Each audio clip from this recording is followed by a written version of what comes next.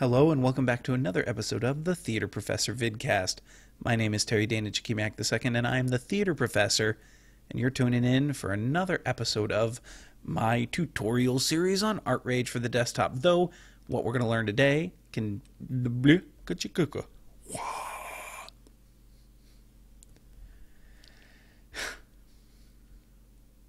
and welcome to another episode of the Theater Professor vidcast.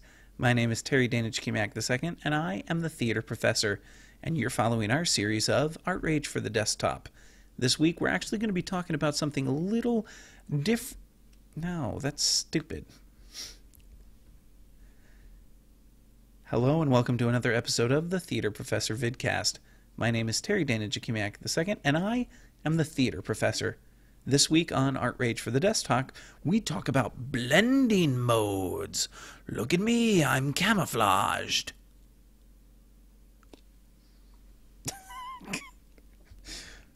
I'm not really camouflaged. I'm still right here. All right. I'll probably edit out some of this because I look ridiculous. I don't have anything more to say this week. It's going to be a short video. Let's get to it. This is how we do it. Switching scenes now. Whoa, whoa, whoa, whoa, whoa, whoa. All right, we're finally back into ArtRage, and you can see I don't have anything interesting to show you right now. What I'm going to do is actually close some things down. What we're going to be talking about today is over here on our layer panel, we're going to be talking about these blend modes. Look at all these wonderful blend modes, and believe it or not, we're only going to talk about like 5 or 6 of them, really. So before we go any further, I'm going to just put a little bit of color down. I'm going to use watercolor. Why? Because I like what? No, I'm going to do oil paint. You're right, I should do something like oil paint. Normal round, that'll work. Whoa, I'm opening up all these palettes of awesome. Okay. There we go. So I'm going to lay down this color right here. Look at that color. It's a pretty color. All right, so we're going to talk just real briefly. This is going to be a quick video this week. We're going to talk real briefly about these blend modes that you see here. You see here at the top we have normal. What that means is if I were to layer a color on top of it, such as, let's go blue, it just is opaque, goes right over the top, nothing changes. It's normal, okay? Normal is what we start in, and there's nothing special about it. You see up here, 10 highlight shadow, we're going to ignore those. Currently, we're also going to ignore watercolor and dissolve. Why are we ignoring those 5? Well, those are 5 that I don't really use that often. Well, I use watercolor sometimes, but we'll get into that at the end. What I want to talk about are these next categories, and notice that these are separated by these dim lines right here. This first category, darken, multiply, color burn, linear burn, these darken the layer underneath. Our second ones are lighten, screen, color dodge, and linear dodge. These lighten the color underneath, and I'm going to explain these further in a second. Overlay, soft light, hard light, vivid light, linear light, pin light, and hard mix. Those create a contrast of the light underneath. Okay, they're contrast modes. I'm looking at my notes. Difference and exclusion here. These are comparative modes. And then finally our hue, saturation, color, luminosity. These are our composite modes. English as a third language. Not really. So what do I mean by darken mode or lighten mode or, contrast mode? What do I mean by this? Well, this is what happens. If we were to choose, for example, darken, and I'm going to go ahead and choose it now. You ready? Doo-doo. When I lay a color over top, and I'm going to zoom in so you can see. Oops, wrong button. And that's my spinny move. There we go. You can see we actually see the layer underneath. So if I were to grab, for example, a yellow, okay, whoops, or a green, the layer underneath goes darker, theoretically, than what it was prior to the color being laid on top. Now, I often use multiply when I do watercolor. Okay, multiply again darkens it, and if you do watercolor in your natural media, you'll know what I'm talking about. When you layer colors on top of each other, they get darker. So I'll oftentimes use multiply as my watercolor layer that goes over top of my previous layers. Okay, now I very rarely, if ever, use color burn. It's again not something I use. It does really weird things. Like these are not yellow. I mean, this one's yellow, but this is a green and it's showing yellow. And I very rarely, if ever, use linear burn. My assumption there is there's something math related, and I'm bad at math when it comes to this stuff. So the one we're going to focus on is in our lightening is in our darkening is our multiply. In our second set of 4, these are the ones that lighten. So if I were to click lighten, whoa, look at that. Now, oops, that's not what I wanted to do. That's silly. Notice that our blue over top doesn't actually lighten, it just keeps it purple. But if we look at our yellow and our green, they turn our purple into white. Now, I again almost never use lighten, but what I do use is screen. And screen works, oh, oy vey. There we go. Screen is really nice when we're talking about right here. See how it has lightened our dark purple? Just to kind of give you another example, I'm actually going to turn this one off. I'm going to add another layer here, but I'm going to use a primary color like red.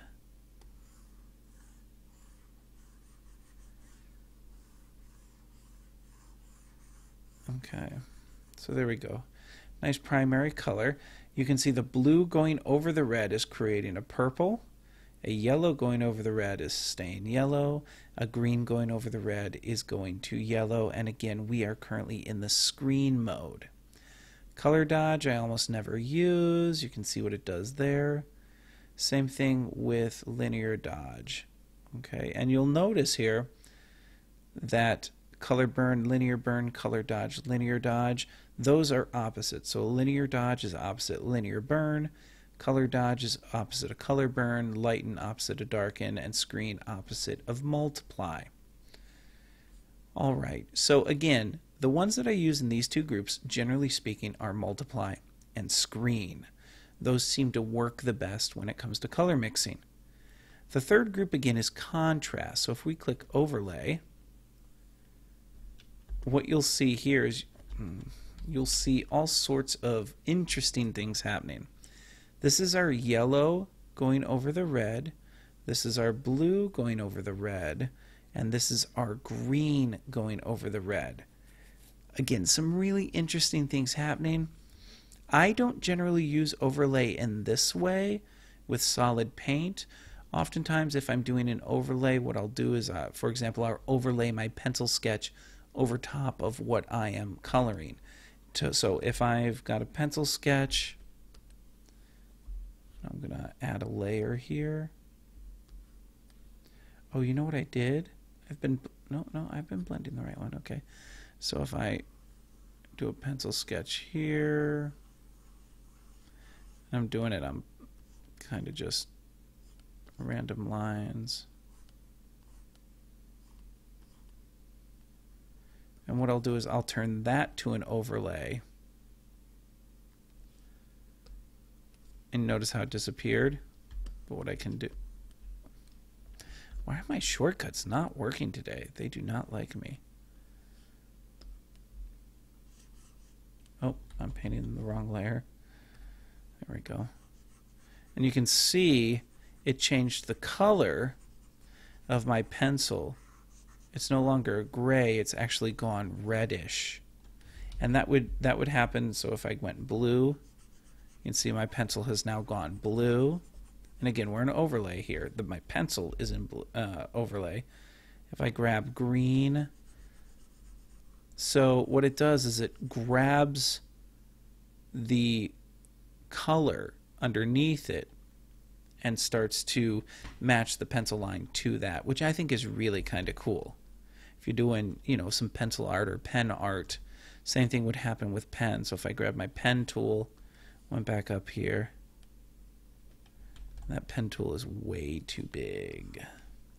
So we're going to make that pen tool smaller. You can see it's got a green tint to it. Okay. All right. So again, that is, we were just talking, that was overlay. Soft light, these all do, you know, similar things. Again, I don't use most of these. You'll see there's different subtleties to each of them. There's hard light. So you can see that the green, the yellow, and the blue on the red here, which the red is still in normal. You can see there. Some fun things happen there. Let's see what else we got. This is vivid light, which is ugly. Linear light. Pin light, and all of these are they're subtle differences. Well, except maybe hard mix there. Okay, so again, in this area in our contrast, generally the only one I'm using is overlay. You know, maybe there's one that you use more often, and if there is, let me know. I would love to know if people are using like soft light, hard light, etc. in their artwork. They're just not ones I use. And then we come down here to our comparative modes and our composite modes. And again, these are things that, so this is difference, right? Our red is underneath. We've got blue, turns into green and back to blue. This is actually green, supposed to be a green, but it's purple, goes to yellow, goes to purple. Up here it's the reverse, yellow to purple. Why it does this? Again, these are not ones that I use, so I've never really gone in depth into them. Exclusion. Again, these are comparative modes. And then you've got your hue, your saturation, which that one makes me giggle. Your color. Oh wow, that is the ugliest green I have ever seen. And then you finish off with luminosity. And these can change as you turn on. So I just turned on this, and this currently blend mode is normal. But if we were to take this blend mode, for example, go screen, you can start to get, as you start to put these layers on top of each other, you can create all sorts of things. Now, honestly, this is not something I'd use in oil paint. So I'm going to show you how I use these. Okay? I'm going to, first off, I'm going to delete these layers. Well, I'm going to clear them. Clear a couple, delete a couple. Clear, clear, and clear. Okay. So the main way that I use these is with watercolor. And generally I use the multiply. So I'm going to turn both of these other layers onto multiply so that they're already there. I don't have to change them. My bottom layer is indeed normal. Where are you? Blend mode, normal. Okay. So on my bottom layer, I'll grab my watercolor brush, decrease the size a little bit, and let's put down a green. And then on our next layer, I'm going to grab my blue, and see where it comes over top. We start to get that, what happens in actual watercolor. Now, let me do a red too, just so you can see. I don't like that red.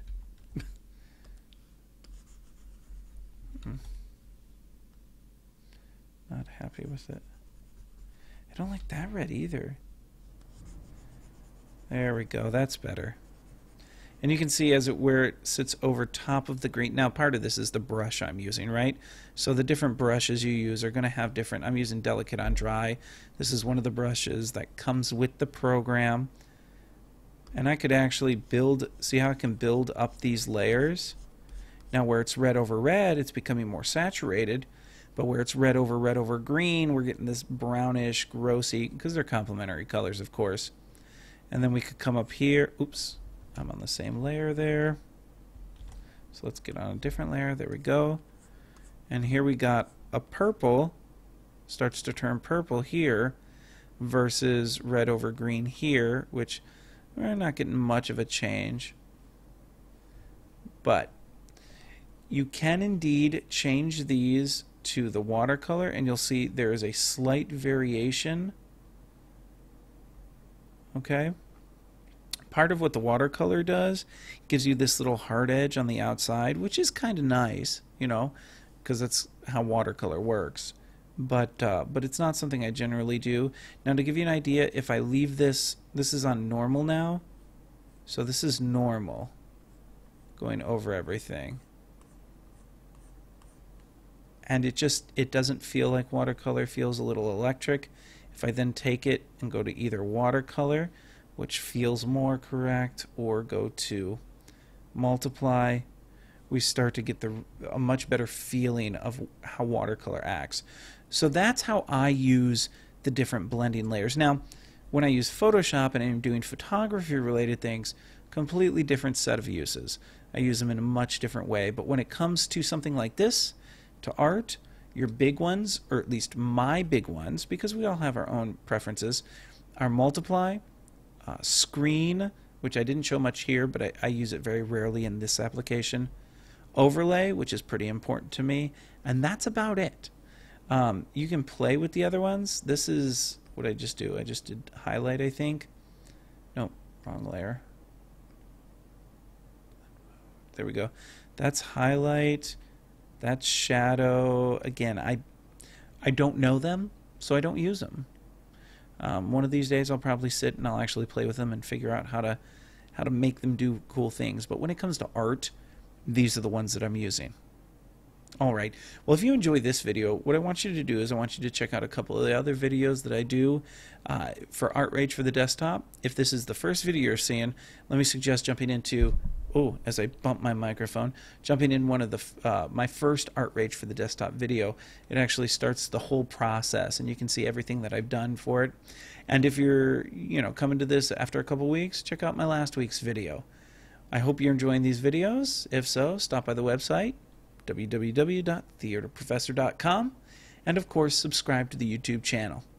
That's it for this week. I know it's short, it's brief, it's shorter than what I've been doing, but there's a lot of stuff going on. I got a show going up next week, and I'm very excited about it, and so I am crazy busy. Alright, that's it for this week. My name is Terry Dana Chikimiak II, and I am the Theater Professor, and of course, this is the Theater Professor vidcast.